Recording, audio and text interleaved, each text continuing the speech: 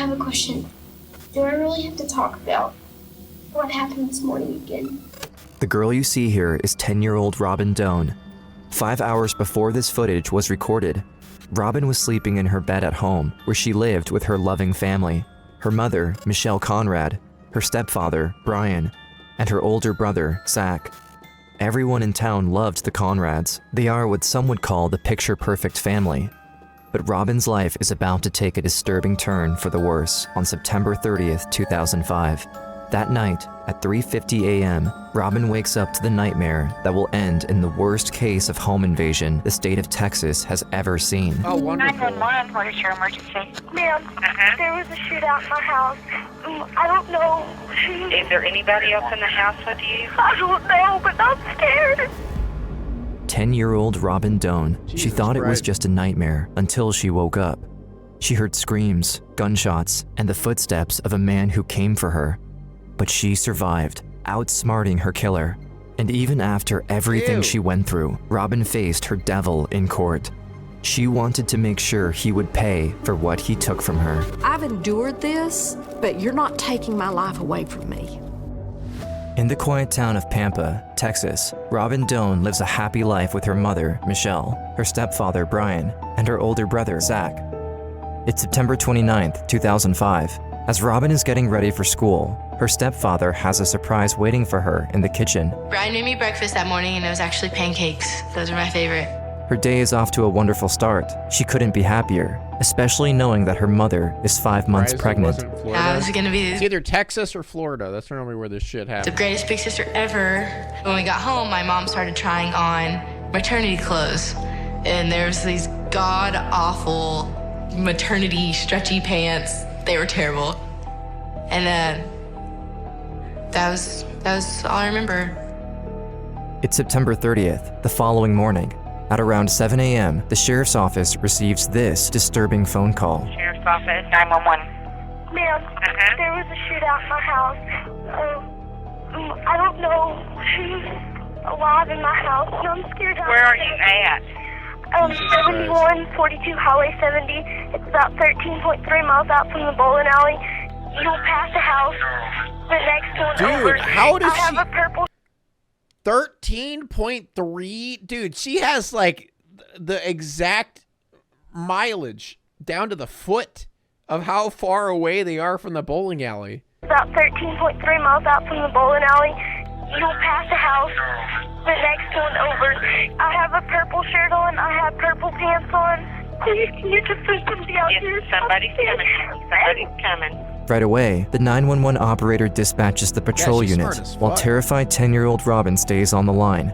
Officers hurry to the scene, unaware of what they're about to face. Is there anybody else in the house with you? No, I think I'm the only one alive. I don't know, but I'm scared.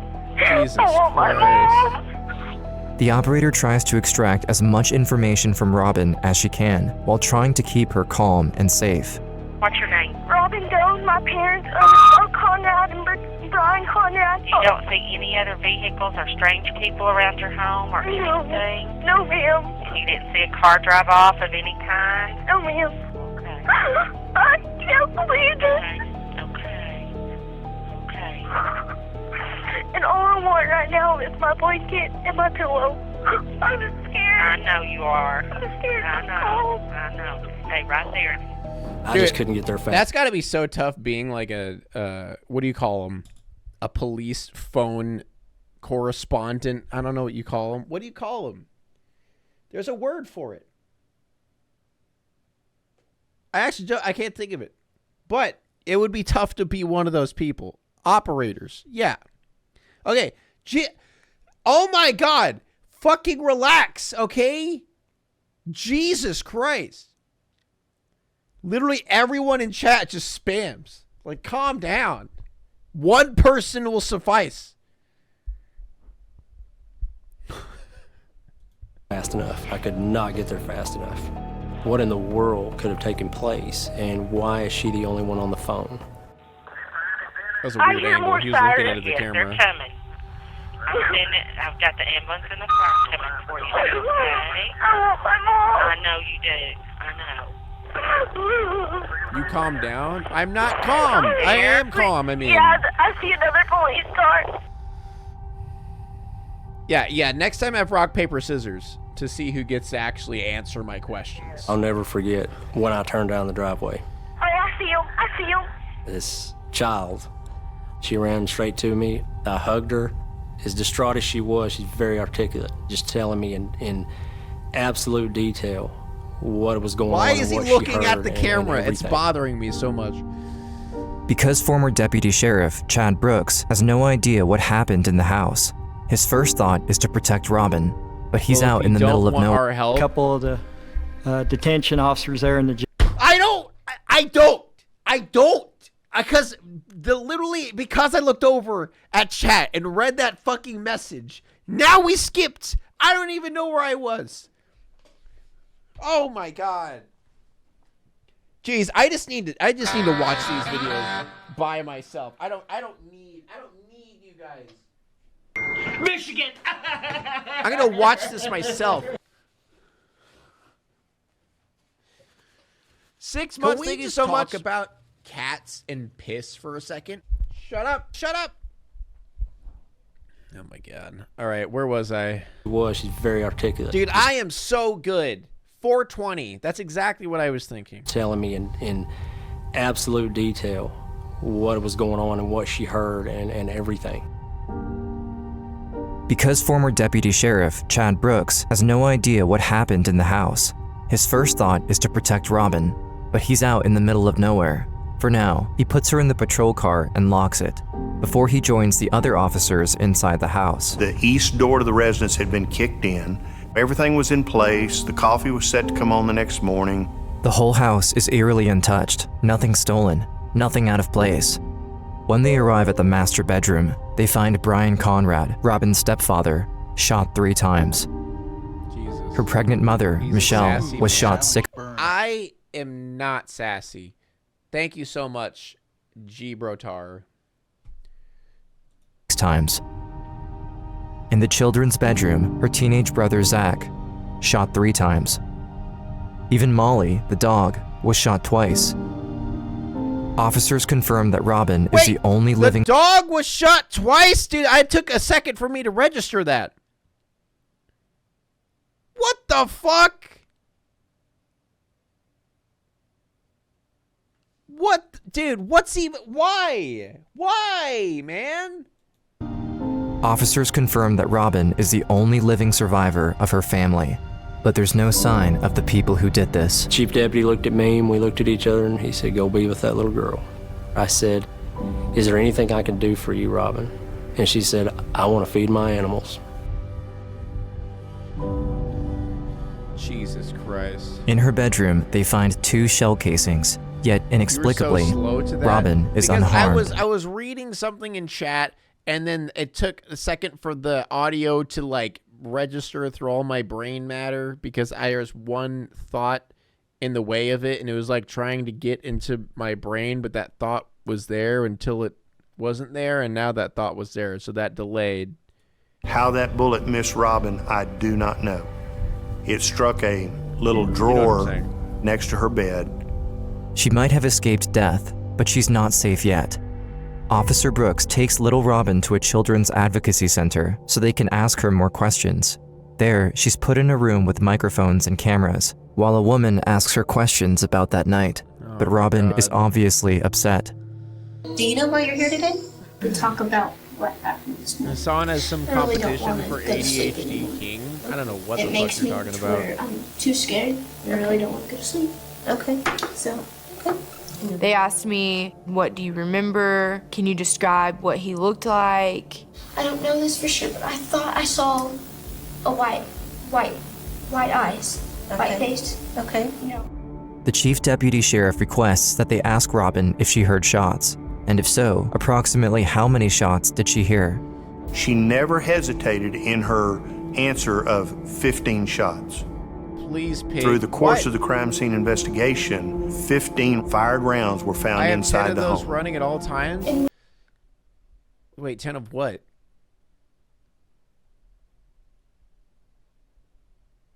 When he shot, I saw a flash. And so I never seen like I was dead 2 hours. Jesus I Christ. can't talk about it. It's too heartbreaking. Ads are coming in 1 minute, by the way. That's your warning. Everyone loved the Conrads.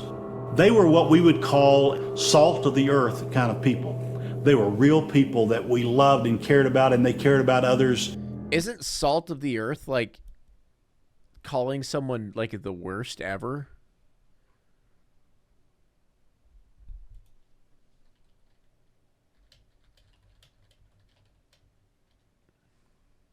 No? No? What? It means they're honest and down to their... Why have I always thought salt of the earth, like, when I think of the word salt, I think of anger and, like, bad, you know? Like when someone's salty. So when I think salt of the earth, I don't know why I've always assumed that was a bad thing. Bruh. Wait, were people actually saying I was good? Wait, this whole time I thought they were being assholes. They were actually being nice to me? Can we just talk about cats? Would do this to and this piss family. for a second? Shut up! We had no clue who this was. We had no idea who had done this, why it had happened, or where those people might possibly be. Apart from the shell casings, they also found shoe prints and tire tracks, but what they don't have is DNA or fingerprints. This wasn't a burglary, and in a senseless crime like this, there's no telling what the motive could have been. While authorities investigate the crime Just in a dude who saw a farmhouse. That's literally what it was. Tampa, they have no idea that their answer to their mystery lies in a crime committed in another state 14 hours earlier. You're the salt of the earth pig. Shut the fuck up, bitch. That's probably what I would do. Like, dude, you're the salt of the earth. Fuck you. You don't know anything about me. It's September 30th, Pineville, Missouri, 10 a.m. The sheriff's office gets a call about a double homicide. It came in that there were 2 people, and they had both been shot. Jesus Christ, there's They had more? just come home from shopping. They still had bags of food in their hand.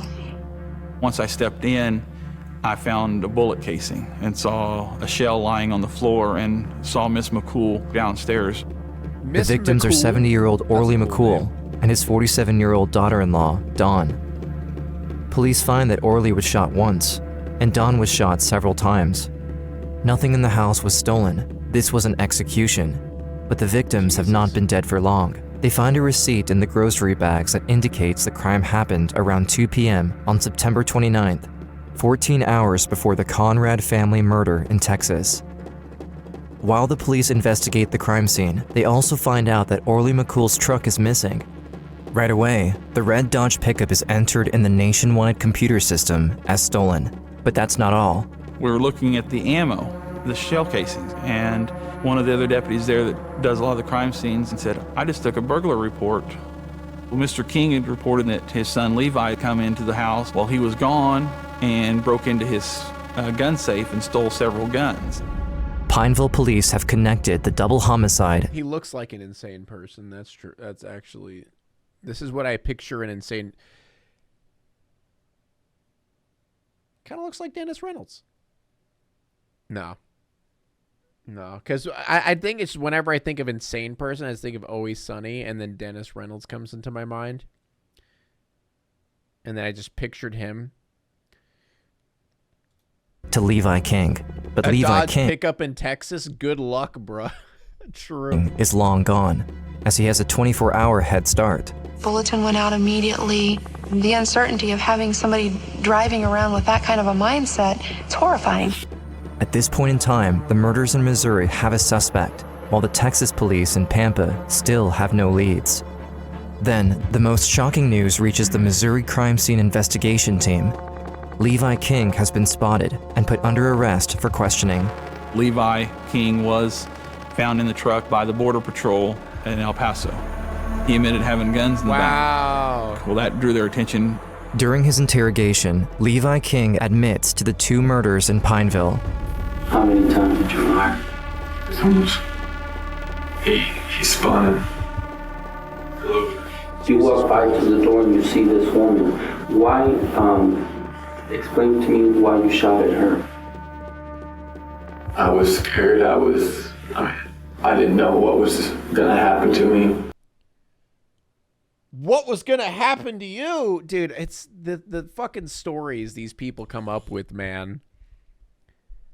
Like, I was scared. Like, I was inside, I broke into this person's house and I already killed someone. I was so scared. What? You know, I was panicking. While Levi is cooperative, appearances can be deceiving. Forensic psychologist Dr. Louis Schlesinger explains how a psychopath may act. On the surface, he looks fairly... What is this quality? Normal. In fact, it has often been said that psychopaths mask their underlying disturbance. He doesn't look bizarre, he's not dirty, he relates well, he's responsive. But the fundamental problem and deficit with a psychopath is a lack of attachment to other people. Yup. While the Missouri authorities lock the case of the McCool murders with Levi's confession... Probably scared because almost everyone in Texas has a gun. True. In Texas, the case of the Conrad family massacre grows cold. For weeks, they don't have any new leads, and little Robin is afraid that her family's killer might come back for her. At this point, we felt like we probably were not going to be able to solve this case. But then, they get a break. King asks to speak to one of the deputies he befriended at the Missouri jail. I had been told by a couple of the detention officers there in the jail that Levi had asked to see me and speak with me. They take King out of his cell and into the outdoor exercise yard so he can be more at ease. Then, he comes forward with the key to unlock the mystery of the Conrad family murders. Levi King says, you know, there's 4 more in Texas.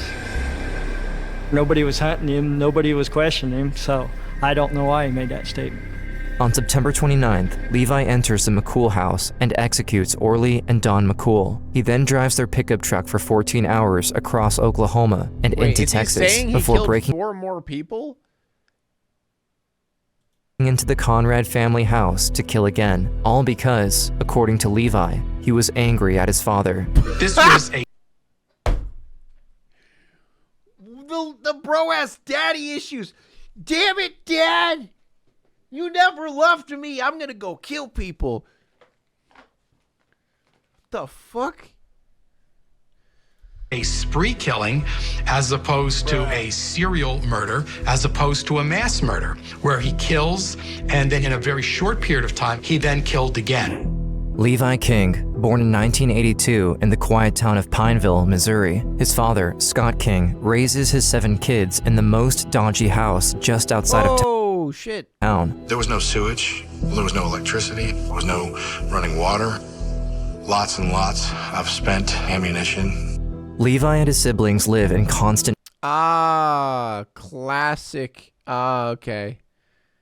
Daddy fear of their violent and unpredictable father, and Levi quickly starts to show signs of antisocial behaviors. At 4 years old, he sets his sister's curtains on fire after an argument. His abusive father forces him early on to shoot guns at his pet animals. From the stories that we got, it wasn't at all unusual to hear automatic weapons fire coming from the King house on the hill. The police were scared to go there. He begins drinking alcohol at age 11, drug use at 13, all initiated by his father. When looking at Levi's childhood, one can assume his crimes are the result of his abusive father or circumstances.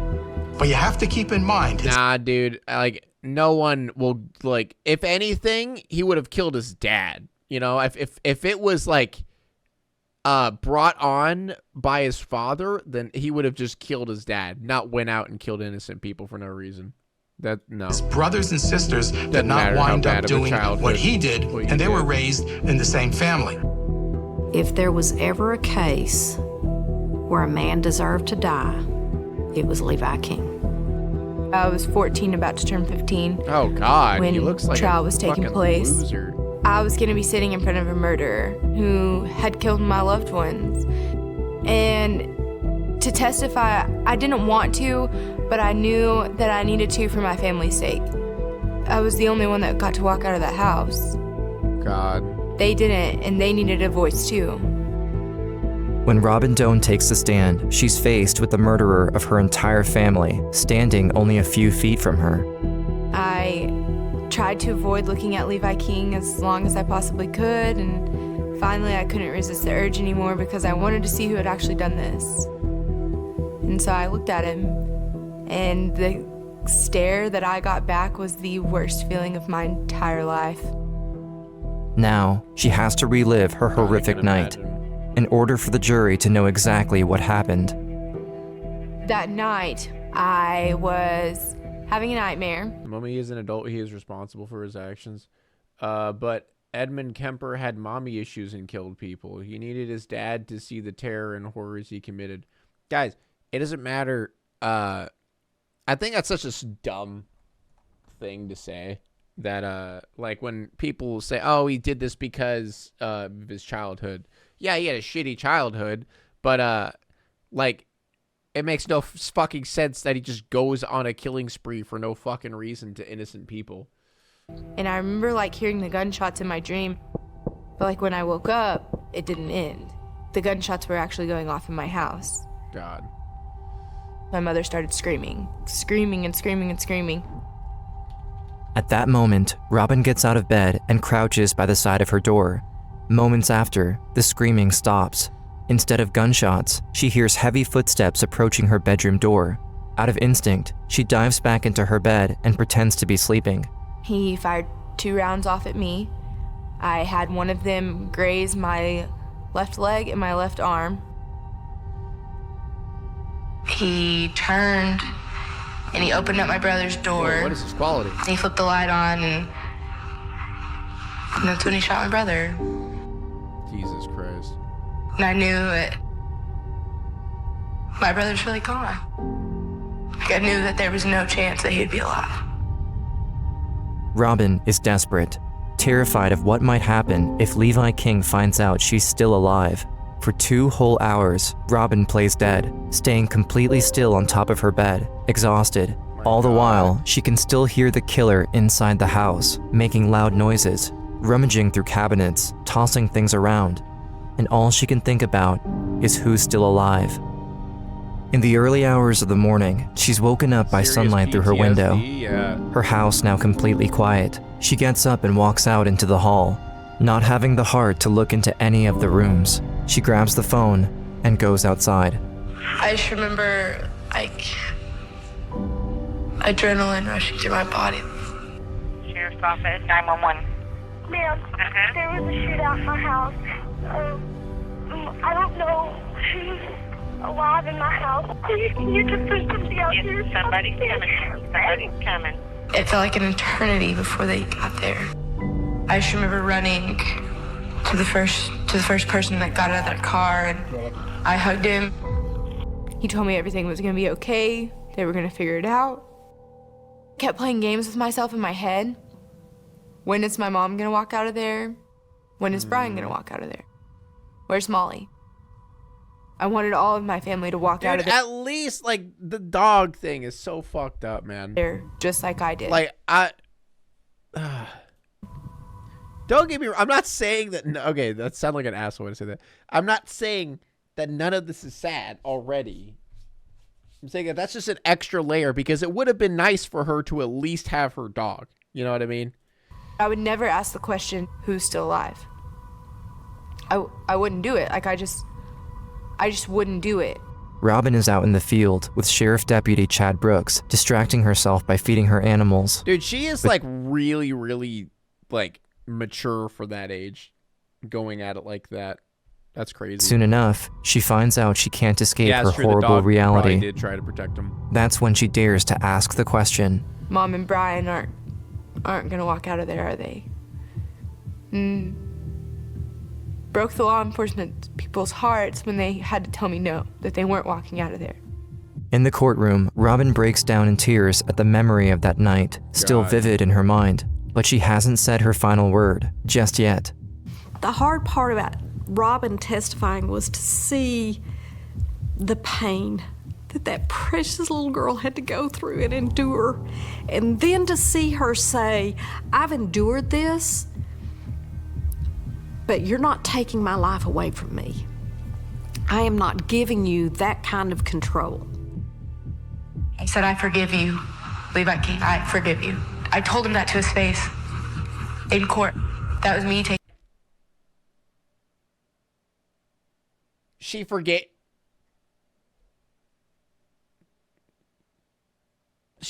him? That is the dumbest shit ever.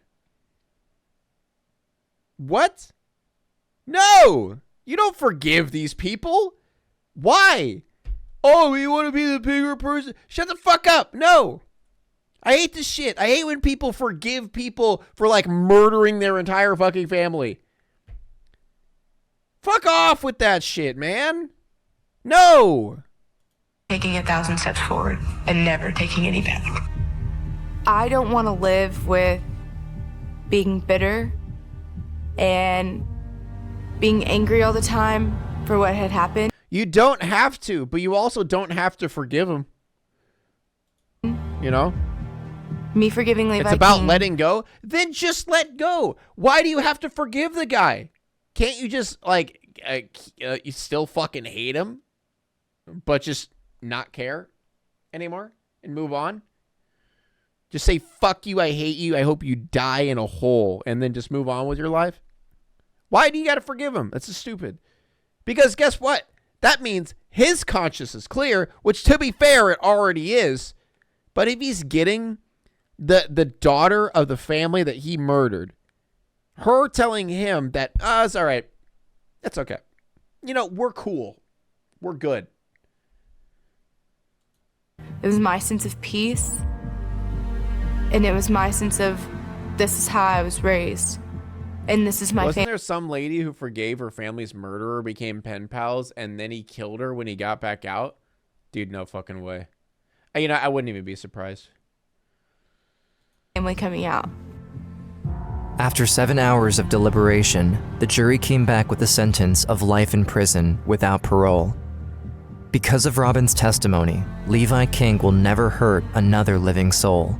To the relief of Robin, Levi King is extradited to Missouri. Texas is my state. I don't want you back in my state. You've already done your damage here. Pampa is home. It's where my mom and Brian and my dad all raised me. It's not saying that I want to stay there forever, because I don't. The dates that are really hard are birthdays.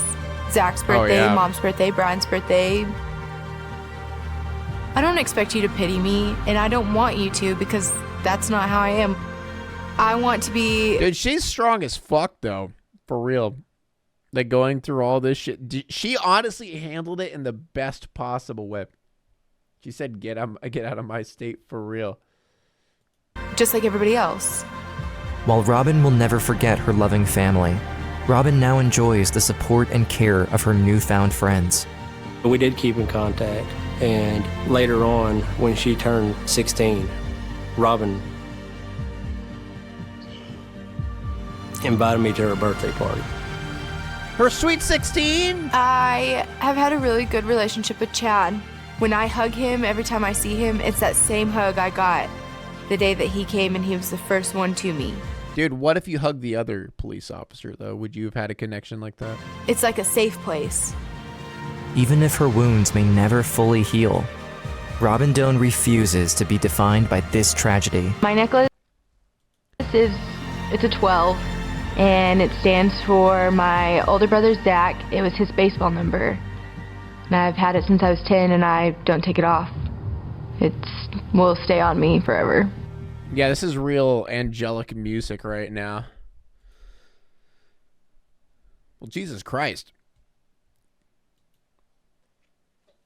That was a fresh mouthful of people suck.